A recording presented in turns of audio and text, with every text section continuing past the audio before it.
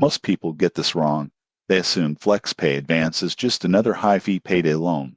But the surprising truth in 2026 is that it's evolved into a more flexible wage advance tool with budgeting features if used responsibly. Here's how it works. FlexPay Advance lets you access a portion of your earned wages before payday, usually within hours. Instead of charging high interest, it typically uses a small flat fee per advance. The 2026 version also includes budgeting alerts, repayment reminders, and even optional financial coaching tips to help users manage short-term cash needs more effectively. But here's the catch. Repeated advances can add up quickly. Most people underestimate how fast small fees become a significant expense when used every week. Missed repayments may also restrict future access, and in rare cases, could affect your credit score. Tips to use it wisely. 1. Only withdraw what you truly need and can repay promptly. 2. Use the budgeting tools to plan ahead and avoid relying on the app for regular expenses. 3. Compare alternatives, like small personal loans or short-term employer advances,